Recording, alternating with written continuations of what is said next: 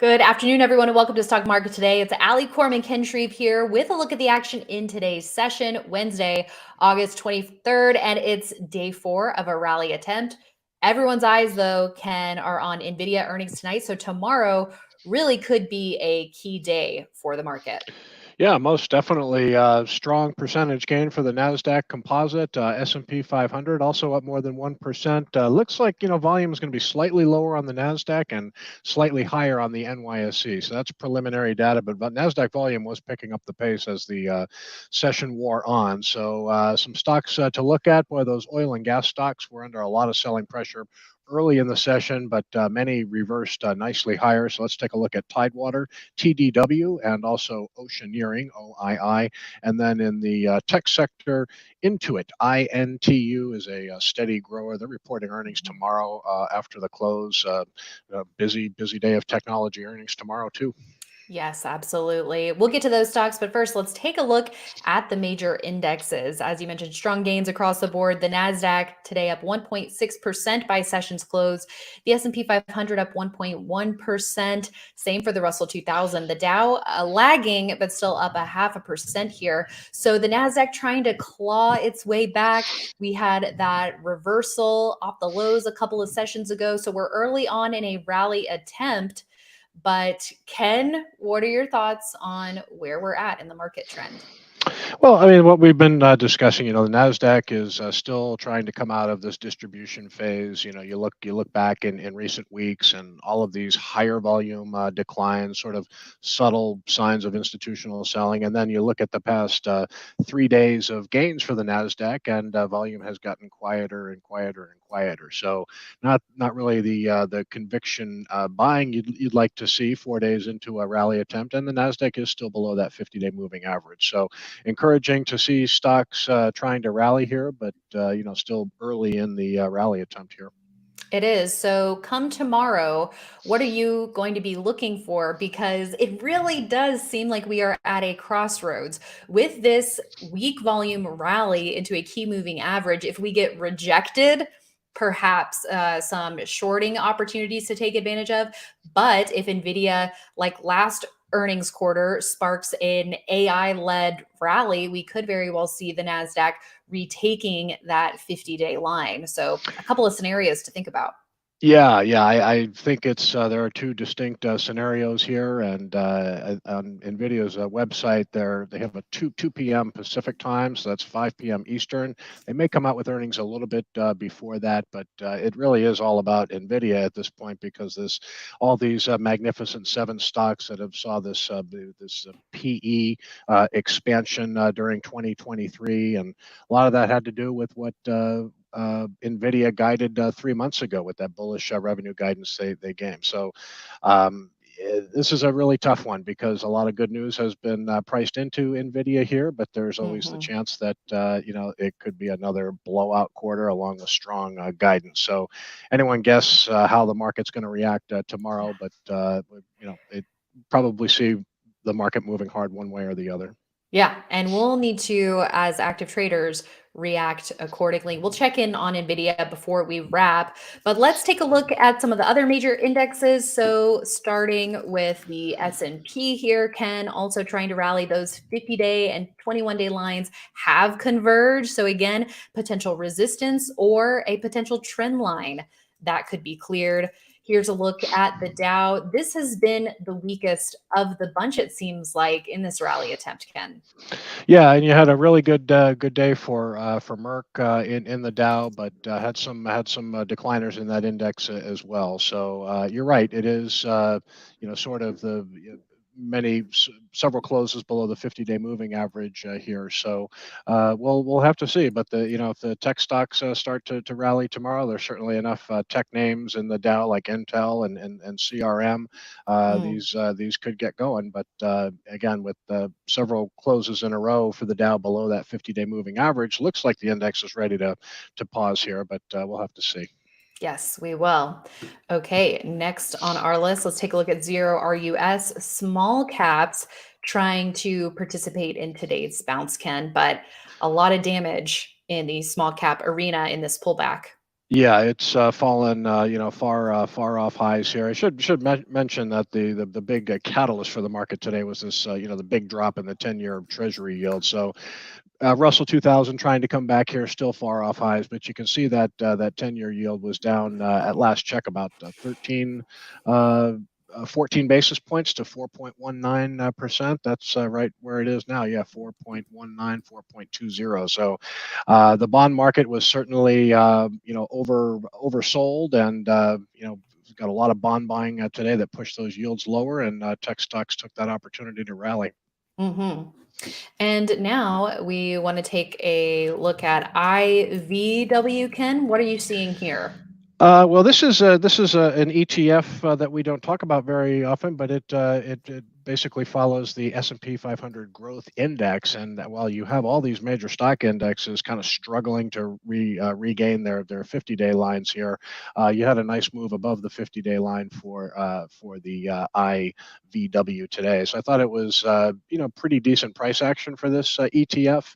You can see up 1.2%. Not much volume. You had a higher volume drop yesterday and a very, very low volume rally attempt today. But I thought the price action was interesting just to see it, move back above that 50-day moving average with relative ease.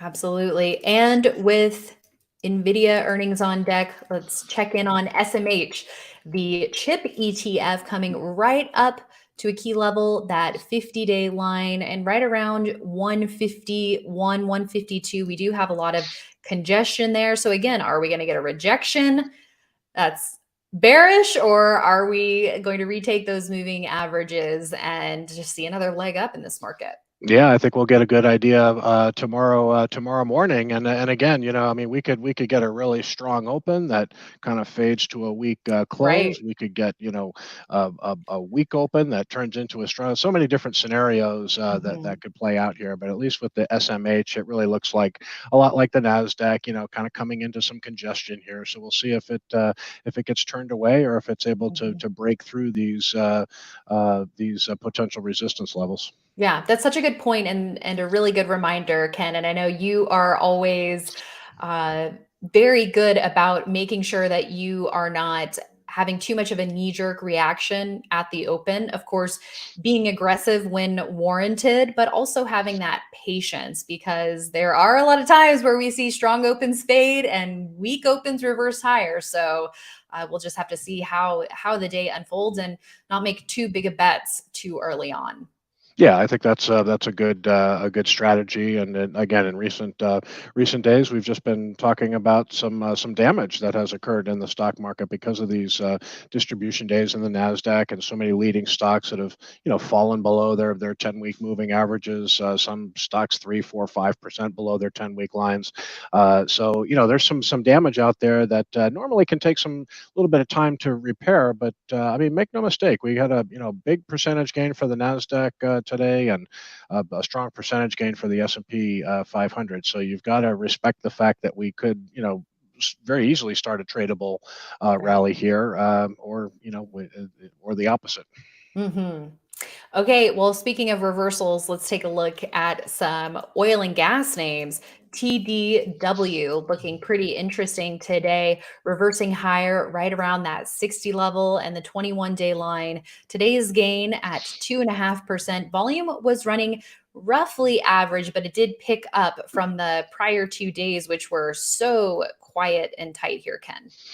Yeah, I mean, this is definitely one of the leaders in the field services group. You can see in the description provides offshore support vessels and support services to the offshore oil and gas industry. So you see when that stock hit a low of 56.21 a couple of weeks ago. Buyers came in and lifted it well off lows. And it did the same thing last week on Friday, I believe, kind of tried to go down, came back and closed near its high. And then you had a nice outside day today. So, the leaderboard model portfolio was less than 40% invested headed into to today. We're a little bit over 40% now because we added Tidewater to the leaders list. Just look at the weekly chart here, and it's really just what a classic test of support looks like after a breakout from a kind of a choppy consolidation. I think that was in late June, but you can see 2 weeks ago that weekly decline. TDW closed well off lows, traded really tightly last week, and is just kind of hanging in there right there. So there are definitely buyers in here offering support. So oil and gas stocks, despite an early downdraft this morning, bless you, looks pretty good. I forgot to, I timed it so great with our control room. Hey, stay on the full screen. I need to sneeze. And then I forgot to mute myself. So That's there okay. you go. That's how Keeping the it real. sausage is made, folks. Yeah, keeping it real, as we always do, Ken. Okay, let's also take a look at OII, Oceaneering. If I can type in the ticker here. So a group here. So 2 stocks in this group looking pretty good. We saw a nice sideways range that developed, and it popped out of that today. Didn't quite have strong volume, Ken, but that price move, pretty notable. Yeah, we've been, the kind of the heavy volume movers have been in short supply, and that was the case with Oceaneering as well. But again, a stock that is just kind of sitting right around that last buy area, right around 22, 26, getting support where it should. So even though volume was light today, this is just another high quality name, excellent fundamentals in the field services group. Again, caters to the offshore oil and gas industry. They have some robotic solutions that are in very high demand in this sector. So a lot of oil and gas stocks still looking pretty good here. And we look at the weekly chart for OII, and it's just has a nice look to it as well. You can see that initial breakout and then kind of weakness in the market. But it's really an orderly pullback down to that 10-week moving average. So this is another one that with great fundamentals that looks like it could still have more left. Okay.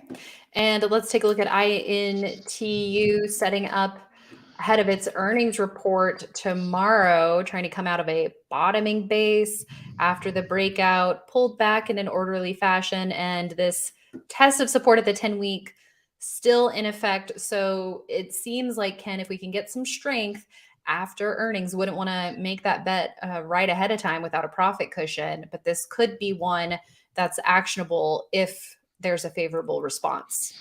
Yeah, definitely. And what I like about this setup here is it's kind of sort of at the top of this really long consolidation. Probably 5 or 6 weeks ago was when you actually had the breakout. You see that the big blue bar. Yeah, you're pointing to it right there. So solid breakout that week, and then it just kind of has drifted lower into its 10-week moving average. This is a kind of a slow, steady grower. 140 billion market cap. So still churning out pretty decent growth. This is the financial tax software, QuickBooks, but just a really steady grower in tech, and wouldn't be surprised to see strong numbers tomorrow. It's in a good setup ahead of earnings. All right. Well, speaking of earnings, let's just quickly check in on NVIDIA before we go. Doesn't look like there's a whole lot of movement just yet. Pretty quiet. So maybe the results are going to be coming out at 4:30 Eastern, 1:30 Pacific, and the call at 2. But it doesn't look like we have those results out. Yes, unless it was a ho-hum yawn of a report, which it kind of feels like that's not going to be the case. But we'll have to see what happens. Yeah, and again on their website, the time is 5 p.m. Eastern time, so you assume that's when they're going to report. But sometimes that is when the conference call is, so we could see the numbers a little bit before that, but doesn't look like they've reported yet. But it will be front and center on the market's mind tomorrow for sure. That it will. And we will have all the latest for everyone come tomorrow morning on IBD Live. And we hope you join us, investors.com/IBD Live, for all the details on that, our daily morning live stream, where we are walking through our take on current market conditions, portfolio management strategies, stocks to watch, and so much more. Investors.com/IBD Live for all the details on that. We'll see you there in the morning. And then we'll also see you right back here tomorrow at the close.